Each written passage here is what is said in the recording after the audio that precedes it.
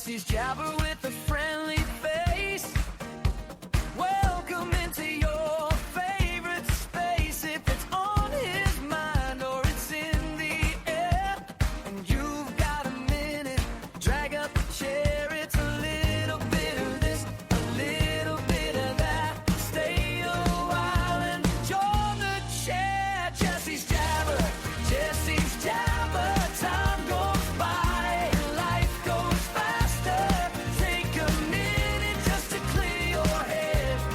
Maybe there's comfort in the words that he says. Going through life with his kids and his wife. Throws in sports and some PS5. No hot takes, he just shoots it straight. Just a regular guy at the end of the day. If you found your way through the endless noise and clatter,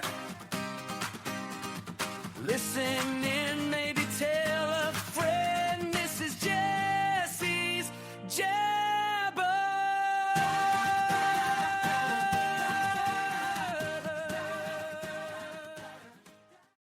I had a whole episode planned, laid out, ready to go, just like usual. But then life happened.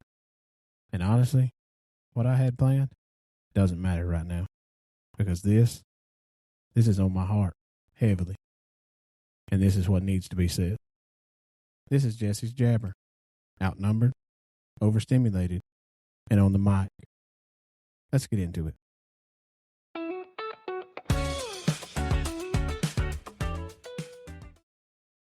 Welcome in. I'm glad you're here.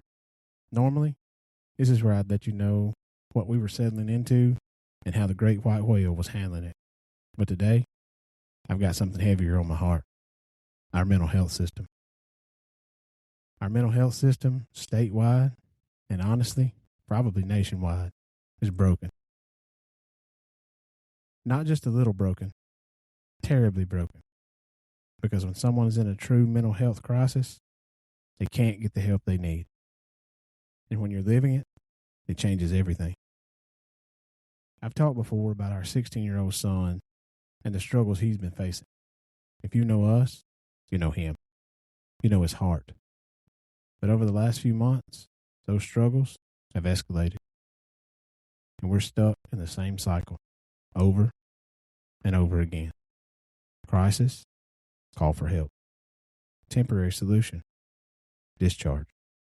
Follow up with a psychiatrist. Escalation, crisis. Repeat. 6 times in 2 months. 4 of those times, he was sent to the same short-term facility. The 5th time, we were told no. A mental health screener looked at us and said, "This isn't mental health. This is behavioral. This is a JPO issue." And that right there, that's where the system fails. Because when you take a child whose behavior is driven by mental health and you label it as purely behavioral, you don't help them. You bury them. You involve the juvenile justice system, and now they're not just struggling. They're accumulating charges, consequences, labels, a criminal record, all because their mental health crisis is being misunderstood. And please don't misinterpret this part. Our justice system is not the problem.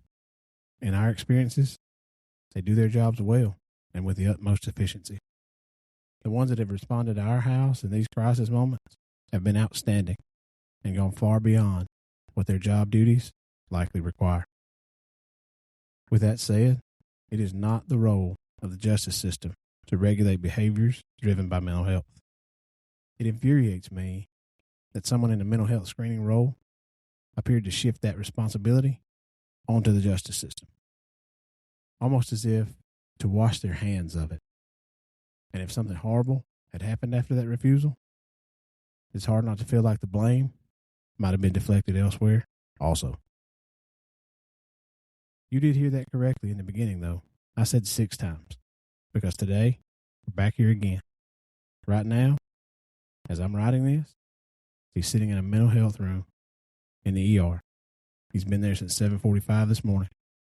He's already been screened in the same hospital that's seen him 4 times and denied the fifth is now saying he does need help, but not here. He needs a higher level of care.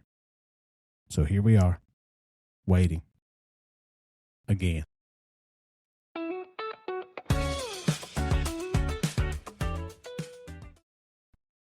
Let me be very clear about something. Talking to people who aren't there, that's not behavioral.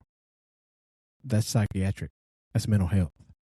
But when a child can't understand why their reality doesn't match ours, when they're demanding things from people who don't exist, and those needs aren't met, it turns into what people call behavior. But it's not behavior for the sake of behavior. It's behavior triggered by mental health. Because a child who is thinking clearly doesn't try to end their own life. They don't punch holes in walls. They don't spiral out of control like this. There's a difference between age-appropriate behavior and a mental health crisis. We've been witnessing that difference every single day. We are so tired of this cycle, over and over and over and over again, with no real help. And this isn't just our story. Recently, there was another situation at a local school. A child struggling, described by the media as having unusual behavior. It escalated. An SRO, a school resource officer, was assaulted. The child had to be evaluated. We don't know how it ended, but we do know how these stories usually end because we're living one. Our son just served a 3-day suspension. Why? Because he tried to run into the road. The principal stopped him, and in his mind, it became fight or flight. He reacted. He became physically aggressive with the principal, a student, and the SRO. That's the reality. Not because he's a bad kid, not because he's choosing chaos, but because in that moment, his brain was in a crisis. This cycle is exhausting. And I know this podcast has mostly been about positivity, about navigating life, about getting through the hard things. But this is something we can't navigate around. So I'm putting it out there. I don't know what it'll change, if it'll change anything. I don't know who will hear it or who needs to. But it needs to be said because right now, even the professionals are telling us, it sucks, but you're in a gray area. You just have to keep going through the cycle. How is that acceptable? How is that a healthy solution? How is that the only way? It's not healthy for our son, who's clearly not getting the level of care he needs.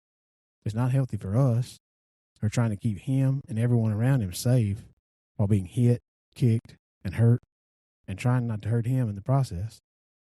And it's not acceptable, in my opinion, that we were told the only way to get real help is to give up custody, to put him into the system. How does that make sense? Why does a system that's supposed to serve the people not actually serve the people who need it most? Why are there so many hoops? Why are there no beds? Why are families being pushed to the breaking point just to get the help they need?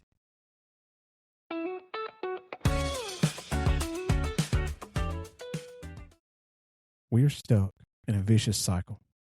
We call it the insanity hamster wheel. It's the endless loop that no parent ever signs up for, but so many of us are trapped in. Like a hamster wheel you can't step off of. No matter how hard you try, no matter how loudly you advocate, no matter how much you love your child.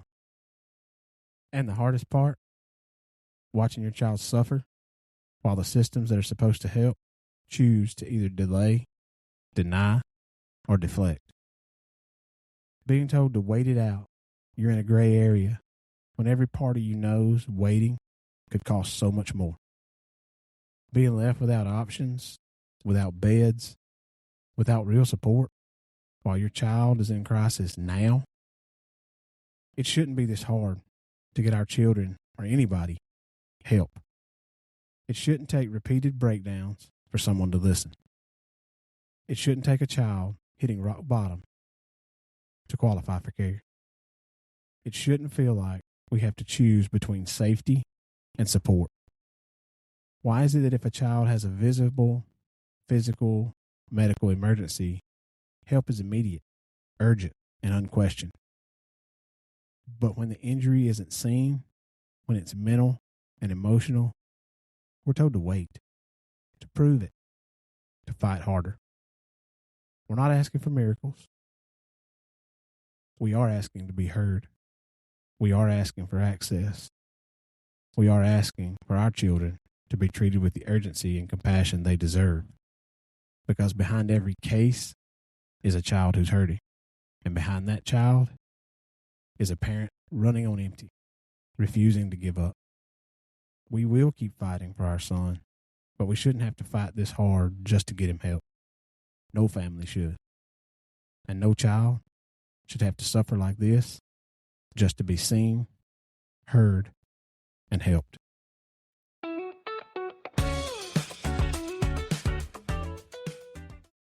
If you're listening to this and you've ever felt like you're on that same wheel, like you're running and advocating and begging for help and still not getting anywhere, we see you. I don't have a neat bow to tie around this. I don't have a 5-step plan to fix a broken system or even an update to give you from that room in the ER. What I do have is a promise. To our son, we aren't going anywhere. We will be the voice you can't find right now.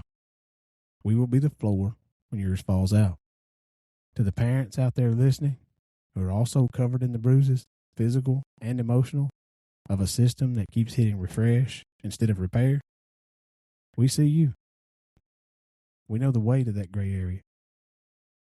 We know the hollow feeling of being told to just keep going when you're already running on a tank that's been empty for months. We're told to advocate for our kids, but we aren't told that advocacy often feels like screaming into a vacuum. Well, consider this episode a crack in that vacuum. We're going to keep pushing. We're going to keep demanding that behavioral be seen for what it often is, a desperate cry from a brain in a storm. And we're going to keep showing up because that's what love does. It stays in the ER. It stays in the cycle. It stays until the wheel finally breaks because this isn't rare. It's just not talked about enough. And maybe that's where this starts. Not with a fix, not with a perfect solution, but with people being willing to say out loud, this system isn't working the way it should, and our kids deserve better than that. So if you're in it right now, keep pushing, keep asking questions, keep showing up, even when you're exhausted, even when it feels like nothing is changing, because they're worth it. And if you're not in it, but you're listening, pay attention, learn, advocate, speak up when you can, because one day it might be your family, your child, your fight, and you're going to want a system that actually shows up when it matters. We're still in it, we're still waiting, and we're not done fighting.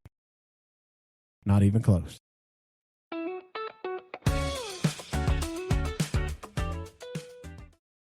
By the time I was able to record this, there was an update from that room in the ER.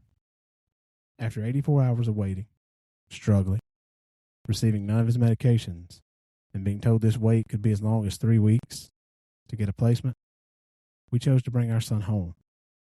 We immediately followed up with his psychiatrist, and as of this recording, he's happier, less irritable, his mood doesn't turn on a dime, and he was able to stop some of his medication. We still live one day at a time, but if these last couple of days are signs of what's ahead, one day at a time may be a lot easier.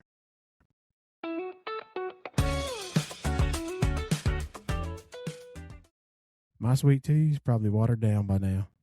The porch light's the only thing still on, but I'm glad you pulled up a chair. This is real life. It's messy. It's heavy. And sometimes it's just hard. But we keep showing up anyway. Thanks for sitting in the heavy with me today. It wasn't the episode I planned, but it was the one that had to be told. Take care of each other. Keep fighting a good fight. And if you're on your own hamster wheel tonight, just know you aren't running alone. This is Jesse's Jabber, outnumbered, overstimulated, and on the mic. Drive safe, hug your people, advocate when you can. We'll talk again soon.